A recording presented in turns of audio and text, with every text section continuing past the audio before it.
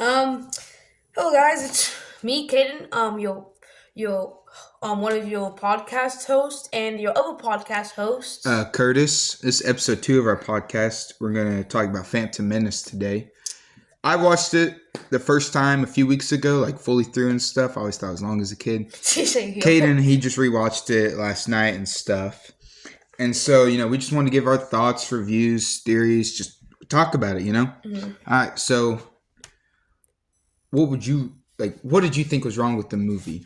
I don't like the pod racing scene. I really did like that scene, but I didn't really like how it had. I didn't really like how it had no had no music. It kind of felt bland. Really? Yeah. It's like wanting to put in the soundtrack of We Will Rock You to the Invincible and Conquest second match. I know. It adds intensity and drama when there's like no music. And I think for the pod racing scene that was necessary because like what if Anakin didn't win? Yeah. And he stayed a slave and then Qui-Gon and Padme didn't get the hyperdrive part. Yeah.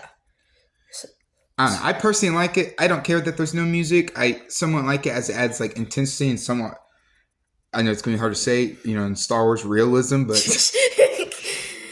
I feel like that kind of damage. I feel like George Lucas could have cooked with a perfect music for it, or like whoever the music designer was, they could have cooked with it. I do have to say something else. The Darth Maul fight was all right. It's not as good as everyone says it is, in my opinion. It did I did like the laser thing though. where they had to wait. Yeah, they had to wait, but like after that, it was all right. I did like how Obi-Wan almost died. Yeah. I think Obi-Wan,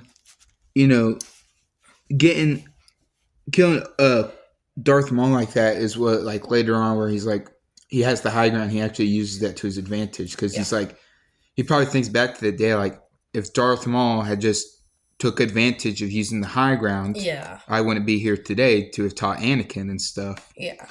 The chosen one would have chosen the Sith. He would have chosen the Jedi.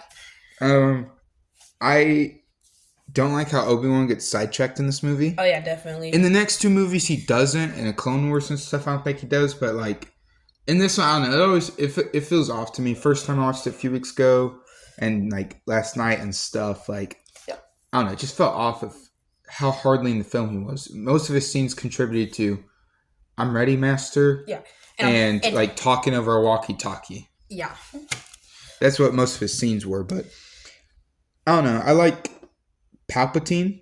I liked it. Oh yeah, Palpatine was cool. Like just making trades with everyone. His early stages and how like manipulative he was. Yeah. Like he was telling either Padme or the Padme decoy. It gets confusing after a while. For real. He was telling her like you're gonna vote for a vote of no confidence and stuff, and he knew what he was doing, Yeah.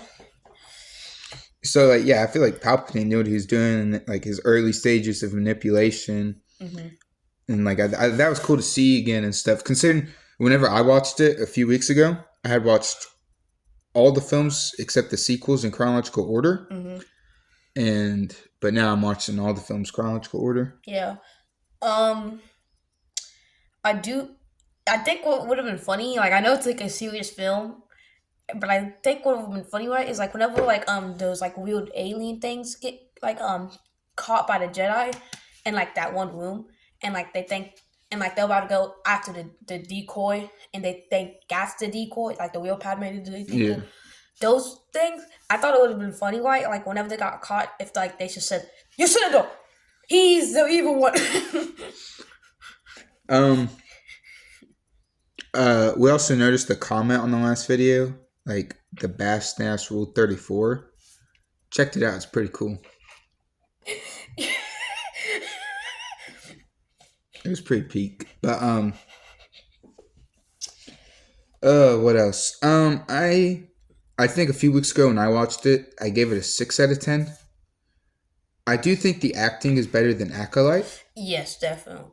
The acting in Acolyte isn't bad, but like I do feel like there was. It's not more bad. I think it's just mediocre. Yeah. And so I had given Acolyte a 7 out of 10, but I think I will actually give Acolyte a 6.5 out of 10 and Phantom Menace a 6.5 out of 10. I think I would give Phantom Menace a 7 out of 10. So he gives it a 7 out of 10. For me, I give both the projects so far a 6.5 out of 10. But if Attack of the Clones is still if I still give it the same rating like I did last time, then it'll be a 7 out of 10. Because last time I gave it 6.5 and Phantom Menace was a 6. Trying to think of stuff. We could maybe search up some theories about Phantom Menace or search up. I think the reason it's called Phantom Menace is I think Darth Maul was a distraction. Yeah. Because he was a master swordsman, so I feel like Darth Maul when the reason the movie's called Phantom Menace is because he's a I don't know, man. He's a menace and he's like a phantom because he's a distraction, so everyone's gonna focus on a phantom than whoever's wearing the mask and stuff. So I do have something to say. I like Darth Maul. I just don't really like how he is portrayed in the movie and how he has like literally basically nothing to do in the movie except kill Qui-Gon. Yeah. You can see anger in him though. Yeah. In some of the scenes you can see anger in him. But I think we will get to see we'll get to see more in Clone Wars and stuff. Yeah. If Clone Wars hadn't happened, if Clone Wars or the new Maul Shadow Lord show hadn't happened. Oh, Rebels. Okay, if Rebels, Clone Wars, or Maul Shadow Lord didn't have him or hadn't happened, then yeah, he would have been wasted potential. It's like, look at this cool dude look at this cool red evil Sith looking dude with a double blade lightsaber. Yeah. Oh yeah, we're never gonna see him again. Luckily, he's in other stuff. Luckily, the fans like held George at gunpoint and were like, "You better put this dude in other stuff." Yeah. Also, like I thought he wasn't really that menacing. Like whenever we saw him get next to like the goofy guys, like Newt Gunray and stuff. Yeah. Like whenever we saw him next to them, he looked like a lot short. So that really kind of ruined it for me. Yeah. Because like whenever if you want to be intimidating, you gotta be taller than a goofy guy, you know? Does height matter in a guy? Does height matter in a Sith? But no, like, I feel like he's too short because, like, he's, like, 2 feet shorter than them, you know? And, like, all you can see is, like... I think Caden's just putting up some, like, height propaganda. No. He's like a height Adolf and stuff. God, no. You must be 9 feet tall. I know 9 means French and front door. Anywho, this is the Nazi party. Notsee. This is not the Nazi party. It's a little Tusk reference for y'all. I love the pod racing scene in Phantom Menace. Okay. Duel of the Fates. The lightsaber battle. That was alright, in my opinion. It wasn't the best. It wasn't as good as I was hearing it was. Yeah, I do like it though. It's interesting where it takes place, and the choreography is pretty good. Yeah. And it's kind of. What would you say was the better lightsaber fight then? The one at the end, or the first one between Qui-Gon and Darth Maul? Ooh, I'm gonna be honest. I know we didn't get much of the first one, but I'm gonna have to go for the fourth one because, I do like the second one. I think how George Lucas took it was interesting, Yeah. But I do like the first one more because, yes, it's shorter, but there's more action, and yeah. I prefer the second one. The first one, it makes you wonder, even before the reveal of the dual bladed lightsaber. That this is a pod race. It makes you wonder. It makes you wonder in the first fight why Darth Maul's hilt is so long. Oh yeah. And stuff. But later on it reveals it. But imagine being a viewer in 1999 watching Phantom Menace. And it's the first fight, you're like, oh, this guy looks cool. And then you're thinking oh, why is this lightsaber handle so long? Yeah, why is the handle so long? And then later on, you just say, that dual bladed lightsaber, that reveal, that must have been mind blowing. That must have killed some little kids watching that in the theaters. Oh my god, mommy! Also, last time I brought up how I like the whip lightsaber. It is clear that they have banned it because we do not see it in Phantom Menace. They learn from their mistakes. Someone has died from it. I think, and me and my brother were joking around. We were like, we think Qui-Gon picked up a new addiction on Tatooine because he just kept betting with the Watto dude. Yeah, he's like he first betted on the pod race, then he betted a bit more on Anakin in the part, and then he did a game of chance to free one of them. Yeah.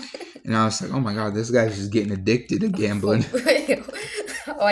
Also, me and him were joking around like after the scene. We were acting like Qui-Gon. We were like Qui-Gon like keeps on asking people on like his spaceship. He's like, "Come on, guys, it's just one gambling thing." Just a quick game, you pussy. Yeah. Well, let's go back to pod race. I gotta do some more gambling. I did think that's goofy though. Like Anakin in space, some of the little kids' dialogue, some of it's funny, like him screaming "woohoo" and stuff. But the yippee is funny. Yeah, but like I did think the pod race when he goes, "Now this is pod racing." I thought that was a little goofy. Like, he's up in space. Like, yeah, he did just defeat the droids, but it's like right beforehand, he literally saw ships next to him blowing up, and then afterwards he goes, "Now this is pod racing." Now this is pod racing. I am a little curious on like why George Lucas made it a full length race. I thought he'd make it a drag race, considering he used to drag race. Wait, he used to drag race? Yeah, I bet that's something you didn't know. I discovered it recently, but George Lucas, he wanted to be a racer and stuff, and he used to drag race a bit, but he couldn't race or drag race or anything like that, and so he made like his first film, which was about like a robot in a factory, and then he did like another film or two, and then he did Star Wars, and then he became the film like director and stuff, and he went on to do other stuff or help with other stuff. Like he went on to do like the greatest film of all time, Howard the Duck. That's not the quiz. No, that movie sucks. I don't know how to explain it. We might do a video over that one day just because the great George Lucas made it, but I can't think of anything else to say. Some of the CGI in Phantom Menace holds up till today, like Yoda. That really holds up. Yeah, I'm glad George. I'm pretty sure like they used a puppet originally, and like the puppet looked very bad. Yeah, I don't like from the looks I've seen on the internet. I don't like the look of the puppet. Yeah. So, but George Lucas like changed it, or whoever changed it. Yeah, and some of the CGI does look horrible, but also you got to consider it came out in 1999. That was like the testing battle for CGI. So like, but I always thought the ending looked like a Microsoft Edge thing, like the way the field is between the Jar Jars and the droids. Like, I thought. That looks really like bad CGI, yeah. So maybe they might fix it up in a few years or something. Yeah. Also, best character. Ben. I forgot his last name. Ben Quaderneros or whatever. Quadernego. Sorts him up. Thank God he didn't race. Anakin would have had no chance of winning. Yeah. If he won, they would have all been slit. And I remember when I watched this a few weeks ago and I learned that Jar Jar was a dude. For some reason, growing up, I always thought Jar Jar was a girl. Why do you think he was a girl? I don't. I think it's because like the way his ears are, yeah, and they're flat together, and the way like his skin and stuff. It's like little me assumed it was a girl and stuff, and then like when I watched it again for the first time in years, like a few weeks ago, and I heard a dude's voice, I was like, "Whoa, Jar Jar's a dude and stuff." I've always thought Jar Jar was a dude. I don't know why, but I just always thought he had like a dude voice. He have Mr. Jar Jar Binks girl voice. I don't know. I just never really paid attention on listening to the voice. I just kept looking at the body of the fashion runway or Jar Jar is and stuff, and I was like, "Oh, this got to be a hot babe or something." But when is Darth Jar Jar coming? Darth Jar Jar's already been teased, bro. Like he was the one dude. His eyes. The one dude with that like the racer that goes against Anakin that moves around with his hands and like his feet like holds stuff. Oh yeah. He was whenever he was choking Jar Jar did like a little wave thing and stuff. Oh yeah, like a little like little Jedi Force thing. So that's Darth Jar Jar teasing right there. Yeah, man. He's the other Sith Lord that was watching in the movie when you know how people say like Plagueis was watching Palpatine and Darth Maul. It's like no, Darth Jar Jar was watching. Yeah. I've got nothing else to say. So like I said, I think I give it a 6.5 out of 10. I don't think I have anything else to say. Like I said, I give it a 7 out of 10. It's better than Acolyte, but like it's not like it's better than Acolyte, but it's not like it blows it out of the water. Yeah. I think character-wise, it's more memorable. Yeah. But I think what I liked about Acolyte was just Cornmeal. Like how unique it was in the direction it went with the Star Wars franchise. And a lot of people dog on episode 3. Yeah, we watched a few reviews. Really we watched a few reviews after our podcast, and it was like I don't know why everyone talks crap on episode 3. I liked episode 3. Same here, Now, the though. confrontation with the Jedi and the witches, Yeah. that was a little. I can't remember the word he used, but that was a little like weird. Yeah. Like it didn't flow naturally. Like it didn't seem like natural and stuff. But episode 3 was pretty good and stuff. Like seeing like Osho kept getting like kind of guilt tripped by May and stuff, Yeah. and I was like, dude, you gotta do what we did. We're sisters. Yeah. But and I some actually. people they don't like it because I've heard people say before that like the show is really gay, and yes, there are two gay characters, but it's not like they're shoving it in your face. They're Yeah. like, They just do it for like one quick scene and then and done. they don't even kiss. We just know that both of them are like the moms and stuff of the I'm pretty kids. sure they do kiss. I don't remember seeing them kiss because I'm attracted to lesbians. So that's something I would have engraved in my mind. Okay. But it's not like they shove it in your face. And also, I think it's a little necessary and stuff because like we see how both of them want to raise their kids. I don't remember the mom's names, but the yellow one with like the Darth Maul like horns. Yeah. You know, it's like She wants them to be like part of the Council of Witches or whatever. yeah. Also, I did not. If you ask Cordis this, like whenever you ask Cordis if like how I liked episode 3, I liked episode 3, but I probably said some mean stuff about May in it. I remember saying like, oh, like I was calling her names. I was like getting so pressed because like she was like just doing all of this to Osha, you know. Yeah. I think we got anything else to say on Phantom Menace? No, I have some more to say on the acolyte. I'm just kidding. Yeah, sorry about that last title being clickbait. We need views. Yeah, view. But so yeah, I think I give Phantom Menace overall 6.5 out of 10. Acting was pretty good. Characters are memorable. I think it's a good start to the Skywalker like saga. Yeah. And I can't really think of anything else. Neither can I. I'm just excited for the Clone Wars. I'm excited for the Clone Wars movie, Clone Wars show, and Attack of the Clones. I'm excited for Count Dooku, man. Yeah. Yeah, well, we should judge off the peace. Peace.